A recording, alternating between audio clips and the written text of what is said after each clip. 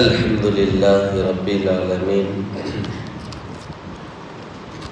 والصلاة والسلام على رسوله خاتم النبيين وعلى آله الطيبين وأصحابه الطاهرين والمؤمنين والمسلمين كلهم أجمعين أما بعد أعوذ بالله من الشيطان الرجيم بسم الله الرحمن الرحيم لإيلاف قريش إيلافهم رحلة الشتاء والصيف فليعبدوا رب هذا البيت صدق الله العظيم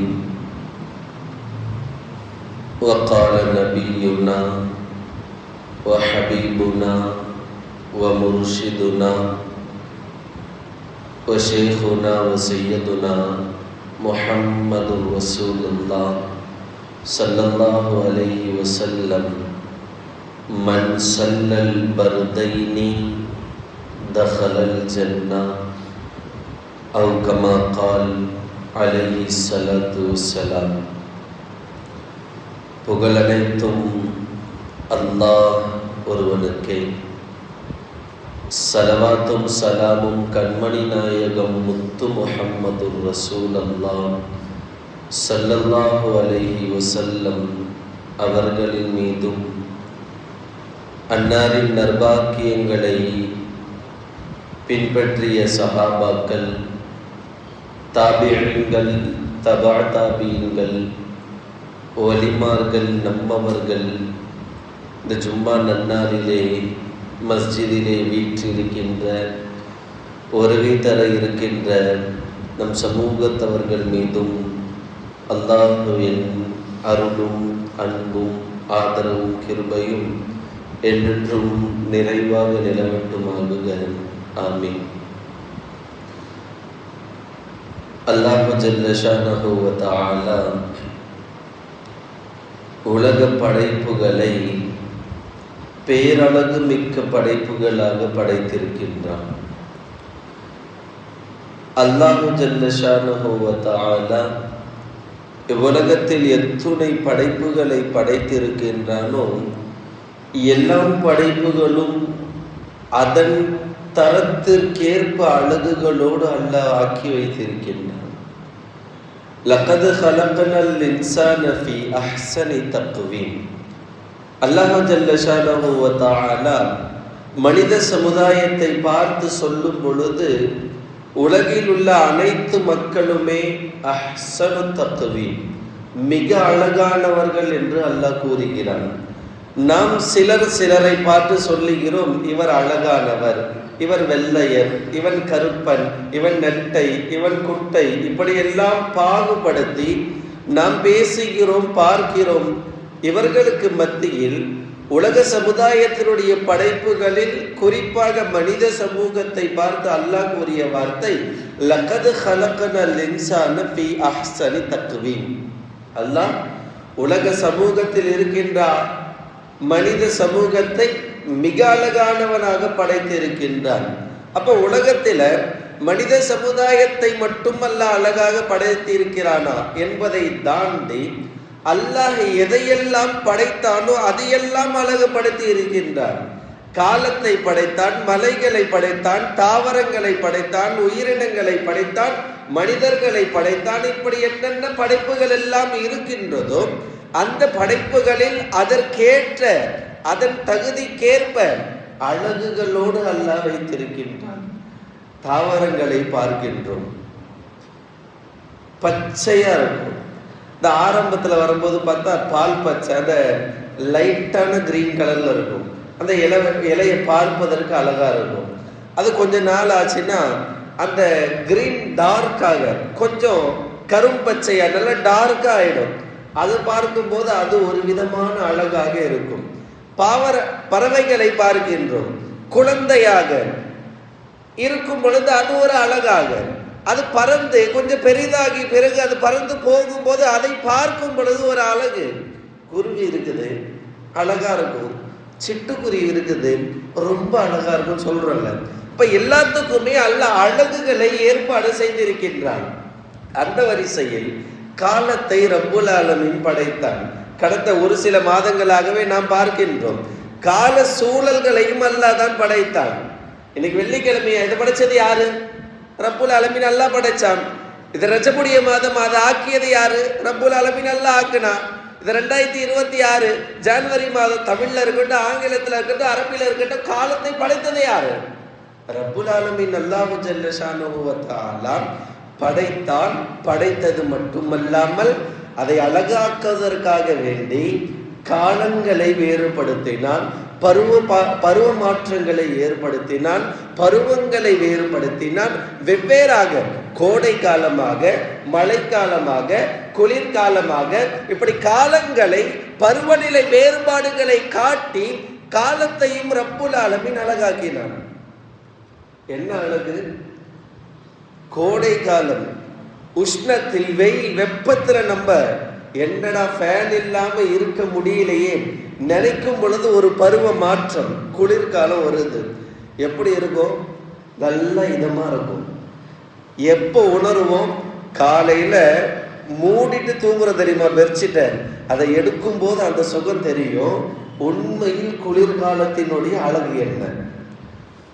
ஒரு வேர்வை இருக்காது, ஒரு நாக்கு வறண்டு போவாது, ஒரு டயர்ட்னஸ் ஏற்படாது, களைப்பு ஏற்படாது. இப்படியெல்லாம் பருவ மாற்றத்துல மிக அழகாக ஆக்கிய பருவம் எது? குளிர்காலத்தை அல்லாஹ் ஆக்கினான்.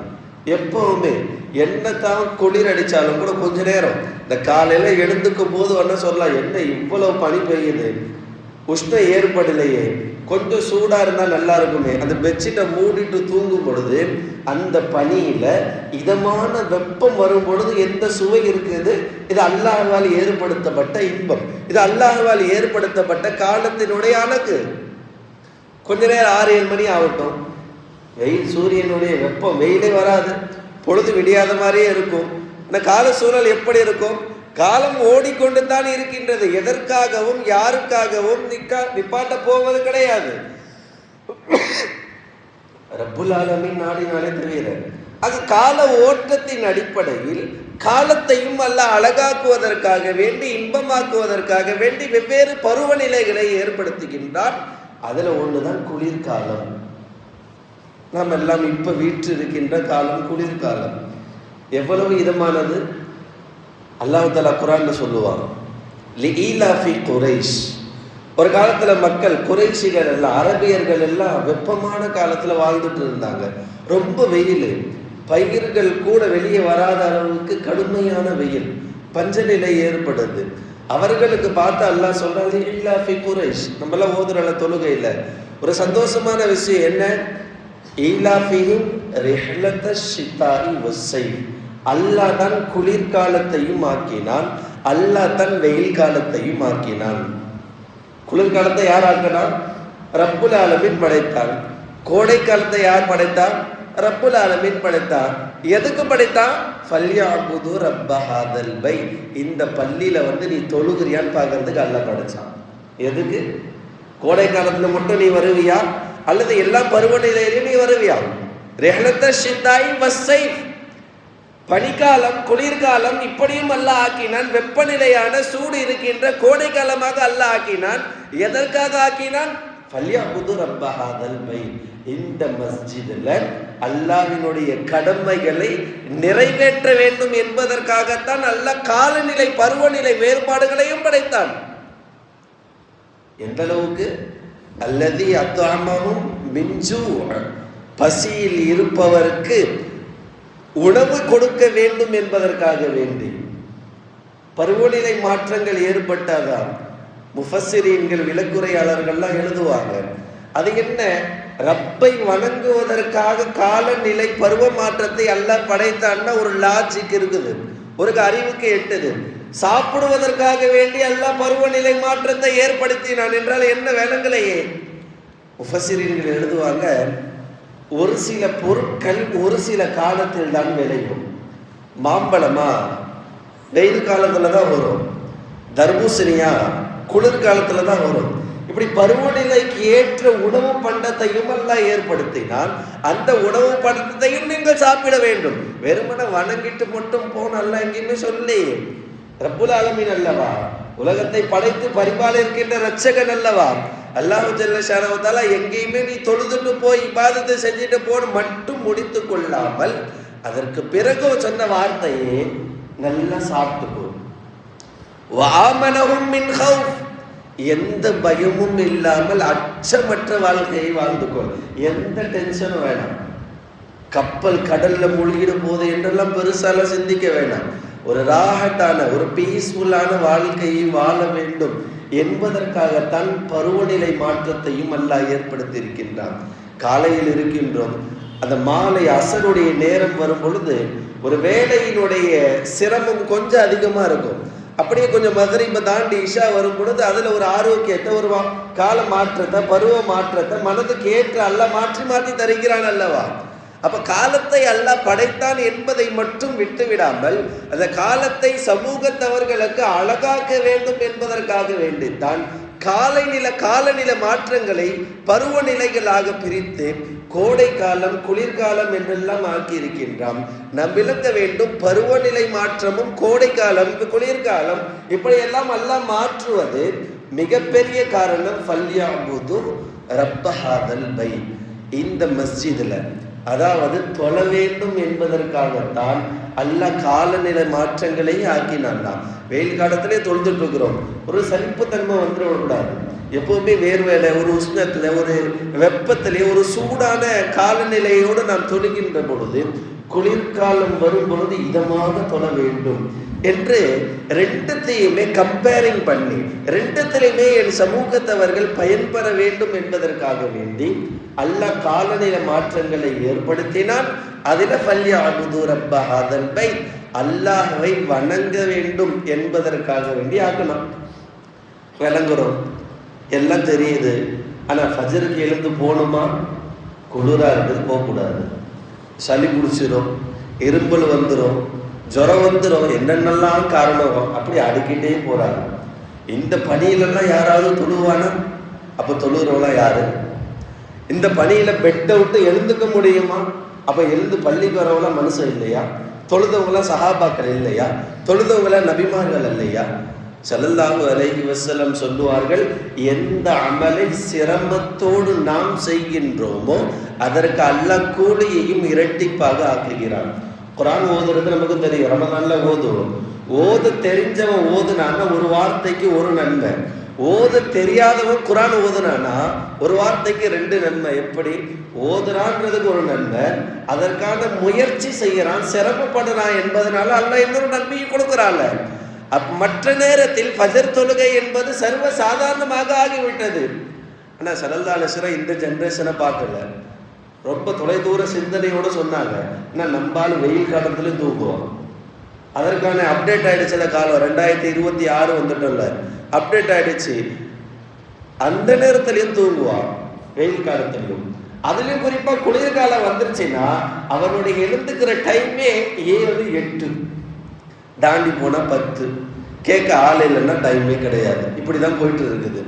ஃபஜ்ர் தொழ வேண்டும் என்ற ஆர்வத்தோடு இந்த குளிர்காலத்திலும் நல்ல முறையில் உது செய்துவிட்டு தொழ வேண்டும் என்ற நல்ல நிய்யத்தோடு யார் பள்ளிக்கு வருவாங்களோ, மன் சல்லல் பர்தை, யார் 2 குளிரான தொழுகைகளை தொழுவார்களோ, அதாவது ஃபஜருடைய தொழுகையை யார் தொழ வேண்டும் என்று ஃபஜர் தொழுகைக்கு பள்ளிக்கு வந்து தொழுவார்களோ அவருக்கு அல்லாஹ் கொடுக்கின்ற மிகச்சிறிய வெகுமதி என்ன தெரியுமா?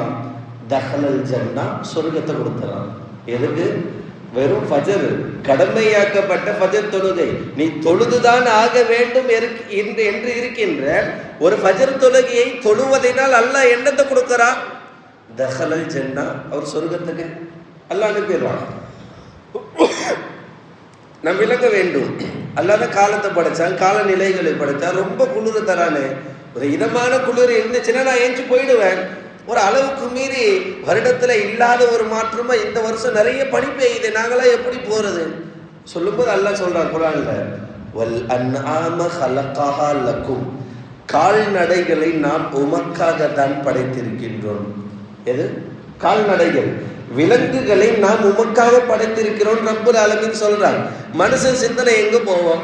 நான் மனுஷன் எனக்காக கேட்டா அல்ல கால்நடையை பத்தி சொல்றானே, எனக்கும் கால்நடைக்கு என்ன சம்பந்தம் இருக்குது? அல்ல அடுத்த வார்த்தையிலே சொன்னான், ஃபீஹா திஃபுஉ வ மனாஃபிஉ லின்னாஸ், அது மனிதனுக்கு பிரயோஜனம் தரக்கூடியதாக இருக்கிறது. என்ன? கால்நடை உயிரோடு இருந்தா, ஒரு மாடு எடுத்துப்போமே, உயிரோடு இருந்தா பால் கறந்து வியாபாரம் செய்யறான், அது மேலேயே சவாரி செஞ்சு போறான், அதை பிஸ்மில்லா சொல்லி ஜபோ செஞ்சு மௌத்தா போச்சா கறியை சாப்பிட்றான், கறியை சாப்பிட்டு தோலையா தூக்கி போடுறான்னா ஃபீஹா திஃபுஉன், தோலினால் செய்யப்பட்ட கம்பளி ஆடைகளை போர்த்தி கொள்கிறான். இது யாருடைய ஏற்பாடு? அல்லாஹ்வுடைய ஏற்பாடு அல்லவா? வெறும் குளிர்காலத்தை மட்டும் அழகாக்குவதற்காக படைத்து விட்டு மனிதனுக்கு சிரமம் தர வேண்டும் என்று அல்லாஹ் நினைப்பானா? மாற்றமாக அந்த மனிதனுக்கு மௌத்தா போன அந்த விலங்கினுடைய தோலும் கூட கம்பளியாக இதம் தருகிறது என்றால், அந்த இதம் தந்த ரப்புல் ஆலமீன், அந்த சுகம் தந்த ரப்புல் ஆலமீனை நாம் ஃபஜ்ர் தொழுகைக்கு வந்து எப்படி நன்றி செலுத்த வேண்டும்? நன்றி செலுத்தல, கடமையாக்கப்பட்ட ஃபஜ்ர் தொழுகிறோமா? நாளுக்கு நாள் எல்லா மஸ்ஜிதுகள்லையும் சஃப் குறைஞ்சிட்டே வருது.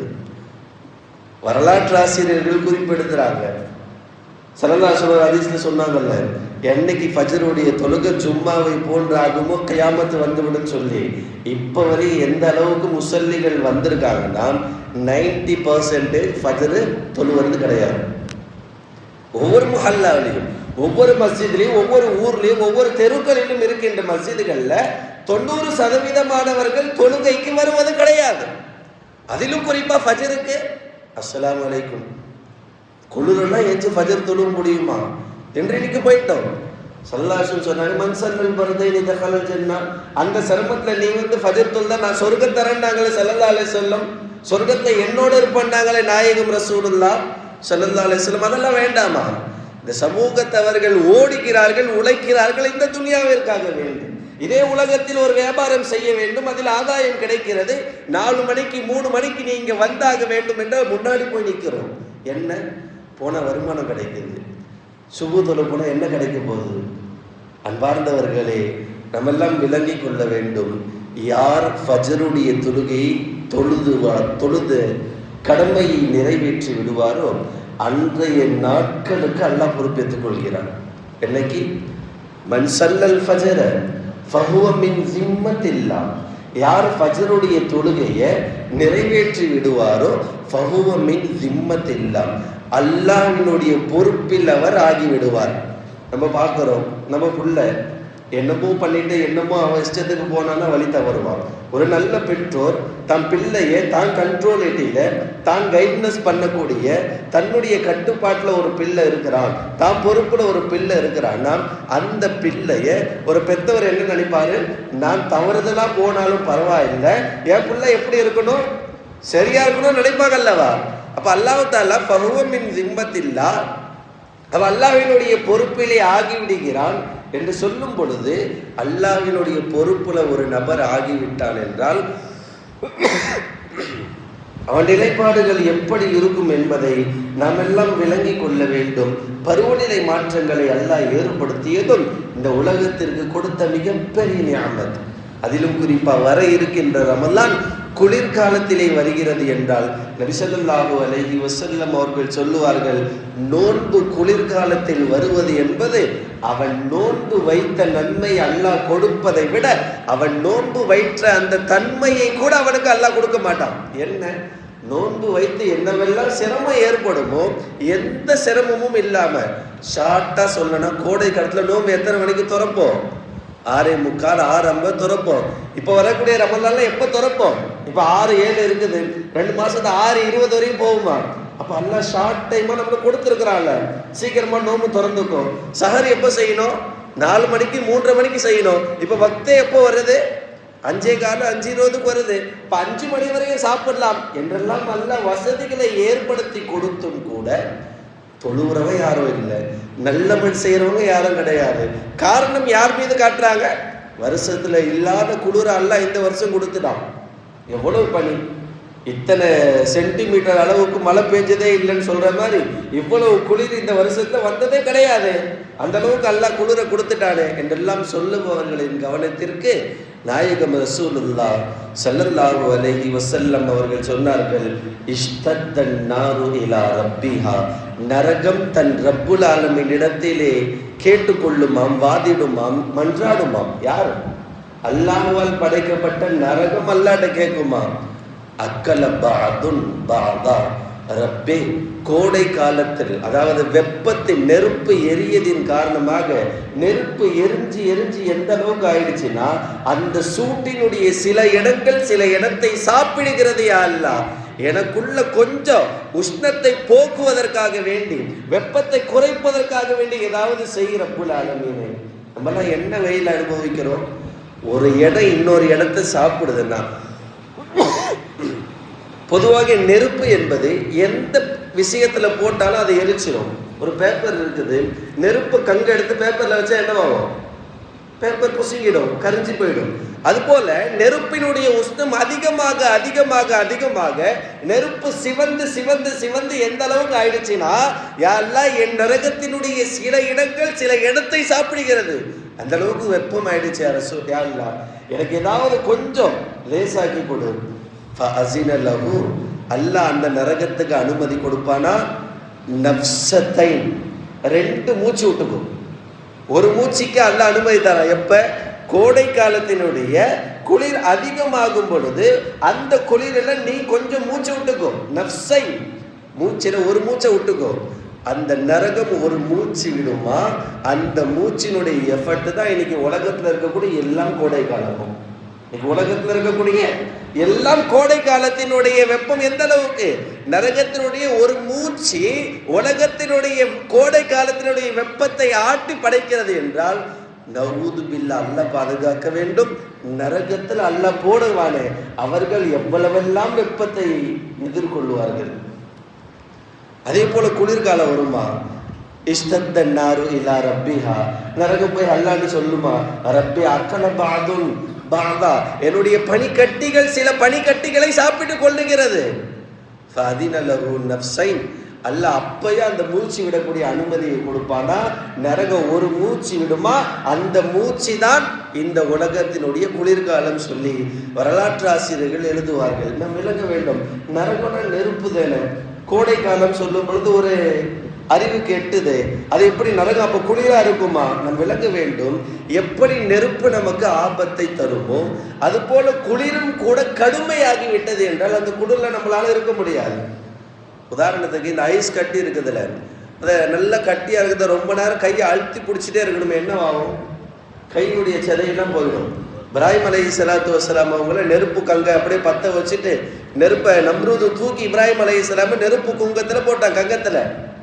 பல்லா சொன்னான், யானாரு கூனி பரதம், அந்த அல்லாஹ் அந்த நெருப்புக்கு கட்டளையிட்டா, நெருப்பை நீ பனியாகிவிடு, பனி கட்டியாகிவிடு. எந்த அளவுக்கு? சலாமன் அலா இப்ராஹிம், இப்ராஹிம் நபிக்கு இதம் தரக்கின்ற பனிக்கட்டியாக ஆகிவிடும் தான் சொன்னான். அப்போ உண்மையான பனி நம் மீது பொழிந்தது என்றால் அந்த பனியை தாங்குகின்ற சக்தி இந்த உலகத்துல யாருக்கும் கிடையாது. அப்ப இப்ப அல்லாஹ் நமக்கு கொடுத்திருக்கிறானே இந்த குளிர்காலம் பனிக்காலம் என்பதை எந்த அளவுக்கு வரையறை வைத்து கொடுத்திருக்கின்றான், எந்த அளவுக்கு நம் உடல் ஏற்றுக்கொள்ளுமோ, எந்த அளவுக்கு உடல் நமக்கு தாங்குமோ அந்த அளவிற்கு தான் பனியை அல்லாஹ் ஆக்கியிருக்கிறான். எனவே பனியின் காரணமாக குளிரை காரணமாக வைத்து ஃபஜர் தொழுகையை விடுகிறீர்களா? நபி ஸல்லல்லாஹு அலைஹி வஸல்லம் அவர்கள் சொன்னார்கள். யாரும் சங்கடப்பட வேண்டாம். நபி ஸல்லல்லாஹு அலைஹி வஸல்லம் சொன்னாங்க, இன்ன மினல் அலாமத்தில் முனாஃபிகி, ஒரு முனாஃபிக்கினுடைய அடையாளம் என்ன தெரியுமா? ஃபஜ்ர் தொழுகை யாருக்கு கல்பால கஷ்டமா இருக்குதோ அவன் தனக்குள்ள கேட்டவனும் உனக்கு ஈமான் இல்லை. எனக்கு ஃபஜர் தொழுகை கஷ்டமா, நான் முனாஃபிக்கா போயிட்டேன், எனக்குள்ள ஈமான் இல்லை. எனக்கு ஃபஜர் தொழுவது எதுவரை ஈஸியாக இருக்குமோ சுலபமாக இருக்குமோ அல்லாஹ் அதற்கான தௌஃபீக்கையும் தர வேண்டும். அதுவரை தான் ஈமானும் நமக்கு இருக்கும். ஃபஜர் தொழுகை எப்போ எழுந்து போகணும்? குளிர்ல போகணுமா? தூக்கத்துல இருந்து பெட்ல இருந்து எழுந்துக்கணுமா? இப்படியெல்லாம் சிரமம் ஒரு நபருக்கு வருகிறது என்றால் நாயகம் ஸல்லல்லாஹு அலைஹி வஸல்லம் சொன்னார்கள், உங்க ஈமானை நீங்க செக் பண்ணிக்கோங்க. அப்ப எத்தனை பேர்? அப்ப 90% மக்கள் இன்னைக்கு ஈமான் இல்லாம தான் இருக்கிறாங்க. ஈமானா இல்லையா? இந்த தன்மை யாருக்கு இருக்கும்? முனாஃபிக்கு தான் இருக்கும். அப்ப எத்தனை பேர் ஃபஜ்ருக்கு வரல? எல்லாருமே நமக்குள்ள சொல்லிக் கொள்ள வேண்டும், என் ஈமான் எந்த அளவுக்கு இருக்குது? நிஃபாக்கு தன்மையுடைய முனாஃபிக்கு தன்மை பட்டிருக்கின்ற ஈமானா தான் இருக்குது. அப்ப அல்லாஹ் அந்த நிலையில மௌத்தை கொடுத்தா எப்படி முஸ்லீமாக, எப்படி முஃமினாக அல்லாஹ் சொர்க்கத்தை கொடுப்பார்? இன்னல் முனாஃபிகீன ஃபி தர்கில் அஸ்வலி மினன் நார். நரகத்தினுடைய அடியில யார் இருப்பானா? அல்லாஹ் முனாஃபிக்கை தான் போடுவான். எங்க? நரகத்தினுடைய அடி பாகத்துல யார் இருப்பா? முனாஃபிக்கா இருப்பாங்க. ஸல்லல்லாஹு அலைஹி வஸல்லம் சொன்னாங்கல்ல. அப்ப அந்த முனாஃபிக்கினுடைய அடையாளம் அல்லாஹ் யாருக்கு சொல்லி காட்டுறான்? யாரு ஃபஜ்ர் தொழுகலையோ, குளிர்காலம், வெப்பகாலம், மழைக்காலம் என்றெல்லாம் காரணம் காட்டி யார் ஃபஜ்ர் தொழவில்லையோ அவருக்கு அல்லாஹ் கொடுக்கிற வெகுமதி என்ன? அல்லாஹ் கொடுக்கிற சர்டிபிகேட் என்ன? ஈமான் இல்லை. ஈமான் இல்லாம ஒருத்தர் மௌத்தா போயிட்டாருன்னா ஒரு முஸ்லீமா இருப்பாரா? சொர்க்கத்துல போவாரா? அல்லாஹ் பாதுகாக்க வேண்டும். நமக்குள் ஈமான் முழுமையாக வர வேண்டும் என்றால் எந்த சிரமம் ஏற்பட்டாலும் தொழுகையை விட்டுவிடக்கூடாது. அதிலும் குறிப்பாக சுபஹினுடைய ஃபஜ்ரினுடைய தொழுகையை விட்டுவிடவே கூடாது. நபி ஸல்லல்லாஹு அலைஹி வஸல்லம் வாயிலாக வரலாற்றிலே எழுதுவார்கள், எந்த ஒரு நபர் ஃபஜ்ர் தொழுகிறாரோ 7 விதமான சிறப்பம்சங்களை அல்லாஹ் அவருக்கு கொடுக்கிறான். முதல் என்ன? ஃபஜ்ர் தொழுதையா, நான் முஸ்லீமா இருக்கிறேன், முஃமினா இருக்கிறேன், நான் ஈமானோடு இருக்கிறேன்னு சொல்லிக்கலாம். ஃபஜ்ர் இல்லையா, என் ஈமான் இருக்கா இல்லையா என்பது சந்தேகம். நான் ஃபஜ்ரை தொழுகிறேன் என்றால் எந்த ஒரு திங்களோ செவ்வாயோ ஏதோ ஒரு நாள் நான் ஃபஜ்ர் தொழுது விட்டேன்னா நமக்குள் நாம் சொல்லிக் கொள்ளலாம், இன்னைக்கு நான் முஃமினா இருக்கிறேன். ரெண்டாவது, மன் ஸல்லல் ஃபஜ்ர ககியாமில் லைல். ரெண்டாவது சிறப்பு என்ன? ஒரு நாள் ஒருத்தர் ஃபஜ்ர் தொழுகிறார், நாம் இரவு முழுக்க வணங்கிய நன்மையை அல்லாஹ் கொடுக்கிறார். எத்தனை ரக்காத்துல? முன் சுன்னத்து 2, ஃபர்து 2, 4 ரக்காத் தொழக்கூடிய தொழுகைக்கு இரவு ஃபுல்லா வணக்க வழிபாடுகள் செய்தால் எந்த நன்மையை அல்லாஹ் கொடுப்பானோ. நம்மெல்லாம் செஞ்சா அதுல என்ன குறைபாடு இருக்குன்னு தெரியாது. ஆனா நாம் செஞ்ச நன்மையை அல்லாஹ் கொடுக்குறானா அதனுடைய முழு நன்மையை அல்லாஹ் கொடுத்துருவான். அப்ப 4 ரக்காத் 2 ரக்காத் ஃபர்தான ஃபஜ்ர் தொழுகையை தொழுவதனால அல்லாஹ் கொடுக்குற இரண்டாவது வெகுமதி என்ன? இரவு ஃபுல்லா வணங்கிய நன்மையை அல்லாஹ் கொடுக்கின்றான். மூணாவது, மன் ஸல்லல் ஃபஜ்ர ஃபஹுவ ஃபீ திம்மத்தில்லாஹ். யார் ஃபஜ்ருடைய தொழுகையை நிறைவேற்றுவாரோ, ஃபஜ்ருடைய தொழுகையை தொழுவாரோ, ஃபஹுவ மின் திம்மத்தில்லாஹ், அவர் அல்லாஹ்வினுடைய பொறுப்பிலே ஆகிவிட்டார். நாம் சொன்னதை போல் அல்லாஹ்வினுடைய பொறுப்பில் ஒரு நபர் வந்து விட்டார் என்றால் அவர் எந்த குறையும் எந்த தவறுகளும் செய்யாமல் அல்லாஹ் பார்த்து கொள்வான். அப்படி ஏதாவது அவர் செய்கிறாரா, அது அல்லாஹ்வுக்கும் அவருக்கும் மத்தியில் உள்ள தொடர்பு. ஆக மூணாவது சிறப்பு, அல்லாஹ் அவனுடைய பொறுப்பிலே ஏற்றுக்கொள்கிறான். நான்காவது, மன் ஸல்லல் பர்தை தஹலல் ஜன்னா. யார் குளிர்காலத்திலும் ஃபஜ்ர் தொழுவாரோ, வெளிப்படையான அர்த்தம் இதுதான். பர்தை, பர்துன்னு சொன்னா ஐஸ் கட்டிக்கு சொல்லுவாங்க. குளிர்காலத்திலும் யார் ஃபஜ்ருடைய தொழுகையை நிறைவேற்றுவாரோ தஹலல் ஜன்னா, அவருக்கு அல்லாஹ் கொடுக்கிற வெகுமதி என்ன? சொர்க்கத்தை கொடுத்துறான். இன்னொன்று என்ன? மன் ஸல்லல் ஃபஜ்ர. பொதுவாகவே ஃபஜ்ர் என்பதும் குர்ஆன் என்பதும் ஒண்ணுதான். ஃபஜ்ர் தொழுகை அப்படின்னு சொல்றதையோ சில உலமாக்கள் இப்படியும் சொல்லுவாங்க, குர்ஆனுடைய தொழுகை. என்ன குர்ஆனுடைய தொழுகை? லுஹர், அஸ்ர், மக்ரிப், இஷாக்கெல்லாம் ஸல்லல்லாஹு அலைஹி வஸல்லம் பெருசா ஓத மாட்டாங்க. ஆனா ஃபஜ்ருடைய தொழுகைனா கொஞ்ச நேரம் லம்பாவா கொஞ்சம் நீட்டி ஸல்லல்லாஹு அலைஹி வஸல்லம் ஓதுகின்ற பழக்கம். நாம் எல்லாம் கூட இன்று ஃபஜ்ருடைய தொழுகையை கொஞ்சம் நீளமா தொழுகிறோம். 2 ரக்காத் 10 நிமிஷம் 11 நிமிஷம் எல்லாம் தொழுகிறோம்ல. இன்னல் குர்ஆனல் ஃபஜ்ரி கான மஷ்ஹூதா. அந்த குர்ஆன் நமக்கு சாட்சி தருது. என்ன சாட்சி? இன்னல் மலாயிகத யஜ்தமிஊன். மலக்குமார்கள் எல்லாம் ஒன்று கூடுகிறார்கள். இரவுல இருக்கின்ற மலக்குகளும் பகலில் வருகின்ற மலக்குகளும் ஒன்று சேருகின்றார்கள். அந்த ரஹ்மத்தான மலக்கினுடைய பார்வை ஃபஜ்ர் தொழுகின்ற ஒரு நபர் மீது பட்டு விட்டது என்றால் அன்றைய நாள் யுனஸ்ஸிலுர் ரஹ்மா, அல்லாஹ் அவருக்கு ரஹ்மத்தை பொழிய வைக்கிறான். அப்போ ஒரே ஒரு ஃபஜ்ர் தொழுகிறதுனால அல்லாஹ் சொர்க்கத்தையும் கொடுத்துட்றான், அல்லாஹ்வினுடைய ரஹ்மத்தையும் கொடுத்துட்றான். ஆறாவது என்ன? ரக்காஅத்தல் ஃபஜ்ரி கைரும் மினத் துன்யா வல் ஆகிரா. 2 ரக்காத் ஃபஜ்ருடைய தொழுகை என்பது இந்த உலகத்தில் இருக்கின்ற எல்லா வஸ்துக்களை விடவும் சிறந்தது. 2 ரக்காத் ஃபஜ்ருடைய தொழுகை அது கோடை மழை குளிர் என்றெல்லாம் காலம் இல்லை. பொதுவாகவே எந்த காலமாக இருந்தாலும் எந்த பருவ மாற்றமாக இருந்தாலும் 2 ரகாத் ஃபஜ்ர் தொழுவது என்பது அவருக்கு என்ன கொடுக்குது? இந்த உலகத்தை தாண்டி இந்த உலகத்துல அல்லாஹ் என்னவெல்லாம் கொடுத்திருக்கிறானோ அனைத்தை விடவும் சிறப்பு. கடைசியா சொன்னா, மன் அஸ்பஹ, யார் காலையில சீக்கிரம் எழுந்துப்பாரோ, வசல்லல் ஃபஜ்ர, யார் ஃபஜருடைய தொழுகையை தொழுவாரோ, கான யௌமுன் நஷீதா, அந்த நாள் அவருக்கு அல்லாஹ் செழிப்பானதாக சுறுசுறுப்பானதாக தையிபத்தன் நல்ல விஷயங்கள் நடக்கின்ற நாளாக அல்லாஹ் ஆக்கிடுவான். அப்போ ஒரு நாளில் ஃபஜ்ரை நம்ம தொழுகிறோமா, அன்றைய நாள் நமக்கு எப்படி இருக்கும்? நல்ல சுறுசுறுப்பாக இருக்கும். இதுக்கு மாற்றமா அப்படியே ஒரு நாள் ஃபஜ்ர் தொழுகலையா, அன்னைக்கெல்லாம் எப்படி இருக்கும்? நாள் சோம்பேறித்தனமாக இருக்கும். சில ஃபஜ்ர் தொழுகின்ற பழக்க முடியவர்களுக்கெல்லாம் தெரியும். என்னைக்காவது ஒரு நாள் ஃபஜ்ர் நமக்கே தெரியாமல் முடியாத ஏதாவது ஒரு சோம்பலின் டயர்டில் ஏதாவது மிஸ் ஆகிடுச்சுன்னா அன்றைக்கி நாளில் அவங்களுக்கு எப்படி இருக்கும்? என்னமோ ஒன்று பறி கொடுத்தா மாதிரியே இருக்கும். முஆவியா ரலியல்லாஹு அன்ஹு எப்போவுமே முன்சுன்னத்து தஹஜ்ஜுது ஃபஜ்ர் எல்லாம் தொழக்கூடிய ஒருத்தவங்க. ஷைத்தான் பார்த்தான், எப்படியாவது முஆவியாவை வழிகெடுக்கணும், முஆவியாவை ஃபஜ்ர் தொலை விடக்கூடாது, தஹஜ்ஜுது தொலை விடக்கூடாது, காலை தொழுகையை தொலை விடக்கூடாது என்பதற்காக வேண்டி முஆவியா ரலியல்லாஹு தூங்கும் பொழுது போயிட்டு பக்கத்தில் உட்காந்து சோஜா தூங்கிட்டு என்னென்னமோ பண்ணுறான். முஆவியாவும் தூங்கிட்டாங்க. ஒரு நாள் தூங்கிட்டாங்க. காலையில் எழுந்து பார்த்தா நேரம் ஆயிடுச்சு, தொழுகலை. அழுகுறாங்க. எல்லாரும் அழுதுகிட்டே இருக்கிறாங்க. எல்லாம் எனக்கு காலை தொழுகை மிஸ் ஆயிடுச்சு, நான் தஹஜ்ஜுது தொழுகலை, எனக்கு காலை நேரம் மிஸ் ஆயிடுச்சு, யா அல்லாஹ் நான் தூங்கிட்டேனே, யா அல்லாஹ் உன்னை வணங்குகின்ற உன்னுடைய ரஹ்மத்துகள் பொழிகின்ற அந்த நேரத்தில் நான் தூங்கிட்டேன், யா அல்லாஹ் எனக்கு என்ன ஆச்சு, யா அல்லாஹ் நான் எப்படியாவது தொழுதுருக்கணுமே, நான் என்ன தப்பு செஞ்சிட்டேன் என்றெல்லாம் மன்றாடி அல்லாஹ்ட்ட அழுதுட்டே இருக்கிறாங்க. அல்லாஹ் என்ன நன்மையை கொடுத்தான்? முஆவியா தஹஜ்ஜுது தொழுதிருந்தா எந்த நன்மையை அல்லாஹ் கொடுத்திருப்பானோ அதற்கு பன்மடங்காக அல்லாஹ் முஆவியாவுக்கு நன்மையை கொடுத்துட்டான். எத்தனை மடங்கு? பன்மடங்கு, வரையறையே இல்லை. சைத்தான் பார்த்தான். மறுநாள் முஆவியாவை எழுப்புறான். முஆவியா ஏஞ்சி போய் தொழு. முஆவியாக்குறது எல்லாம் ஒரே ஆச்சரியம், என்ன சைத்தான் எழுப்புறானே. அப்போ சைத்தான் சொன்னான், நீ ஒரு நாள் தொழாம உன் மனசு கஷ்டப்பட்டு அல்லாஹ்ட்ட கேட்டுட்டே இருப்ப. அல்லாஹ் என்ன பண்ணுவான்? நீ தொழுதா எந்த நன்மையை கொடுப்பானோ அதற்கு பன்மடங்காக உனக்கு கொடுத்து விடுவான். ராசா நீ போய் தொழுதுரு. அப்போ நம்ம சமூகத்திற்கு விளங்க வேண்டும், காலை நேர ஃபஜருடைய தொழுகை என்ன?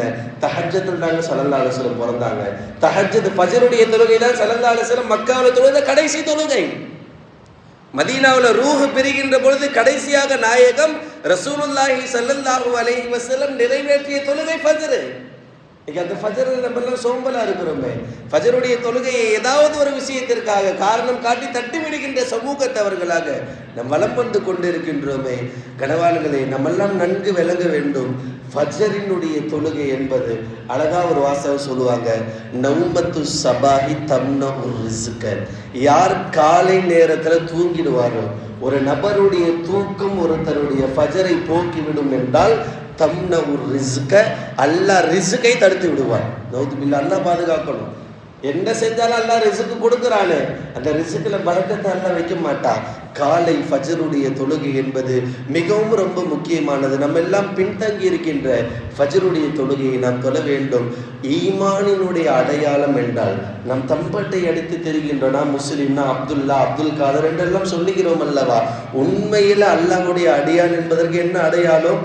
தொழ வேண்டும். அதிலும் குறிப்பாக ஃபஜருடைய தொழுகையை நிறைவேற்ற வேண்டும். ஃபஜருடைய தொழுகை ஒரு நபருக்கு மிஸ் ஆகுது, ஒரு ஃபஜருடைய தொழுகை ஒரு நபர் தொழலை அப்படின்னு சொன்னால் அவருக்கு அவரே சொல்லிக்கொள்ள வேண்டும், என்னுடைய ஈமான்ல என்னமோ பவர் இல்லாமல் இருக்குது, என் ஈமான்ல ஏதோ குறை இருக்குது. வெளிப்படையாக ஹதீஸ் சொல்ல வேண்டும் என்றால் அல்லாஹ் என்னை எங்க முனாஃபிக் ஆக்கி விடுவானோ என்று பயப்பட வேண்டும். அல்லாஹ் ஜல்ல ஷானஹு வ தஆலா நம் சமூகத்தவர்கள் அனைவருடைய எல்லா விதமான பாவத்தையும் மன்னித்து விட வேண்டும். நம் முசல்லிகளை, நம் ஊர் மக்களை, குறிப்பாக நம் மஹல்லா வாசிகளை முழுமையாக ஃபஜருடைய தொழுகைக்கு இமாம் ஜமாத்தோடு தொழுகின்ற நர்பாக்கியத்தை அல்லாஹ் கொடுக்க வேண்டும். பருவநிலை மாற்றங்களை அல்லாஹ் ஏற்படுத்தினான், அதற்கான தீர்வுகளையும் அல்லாஹ் கொடுத்தான். சுகம் காணலாம், இரவிலே விரைவாக தூங்கலாம். இப்பெல்லாம் இஷா 8 மணி 8:30 மணிக்கெல்லாம் முடிஞ்சிருது.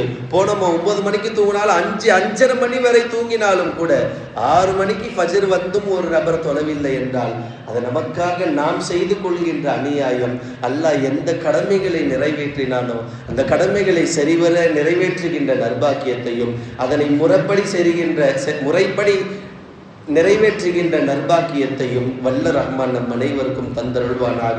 காலையில் குளிர் பனி என்றெல்லாம் பார்க்காமல் இஸ்பாகுல் உதூவி, நல்ல முறையில் உது செய்து விட்டு யார் வருவாரோ, எந்த நிலையில அலல் மக்காரிஹி, ஒரு வெறுப்பான ஒரு நேரம் தான், காலையில இருந்து சில்லுன்னு தண்ணியில போய் கை வைக்கணுமா, வெறுப்பாதான் இருக்கும். அந்த நேரத்திலும் யார் முழுமையாக உது செய்து விட்டு வந்து ஃபஜ்ர் தொழுவாரோ ஃபஹுவ மின் சிம்மத்தில்லா, அல்லாஹ் அவருக்கு பொறுப்பேற்றுக் கொள்கிறான். நம் அனைவரையும் அல்லாஹ் தொழுகின்ற நபர்களோடு ஈமானோடு வாழ்ந்து ஈமானோடு மரிக்கின்ற நர்பாக்கியத்தை தந்தருள்ள வேண்டும். அந்த ஈமானுக்கு பாதகமாக நாம் செய்கின்ற எல்லாம் செயல்களை விட்டும் அல்லாஹ் நம் அனைவரையும் பாதுகாக்க வேண்டும். இன்ஷா அல்லாஹ் இனி வருகின்ற காலங்களில் நான் என் வாழ்க்கையில் ஒரு ஃபஜரையும் விடமாட்டேன் என்ற உறுதியோடு நாம் இந்த மஜ்லிஸிலே இருந்து, இந்த ஜும்மாவிலே இருந்து உறுதிப்பாடு எடுக்க வேண்டும். நம்முடைய எல்லா விதமான நிய்யத்துகளையும் எல்லா விதமான ஹாஜாத்துகளையும் அல்லாஹ் நிறைவேற்றி தருவானாக. ஆமீன். வ ஆகிரு தஅவானா அனில் ஹம்துலில்லாஹி ரப்பில் ஆலமீன்.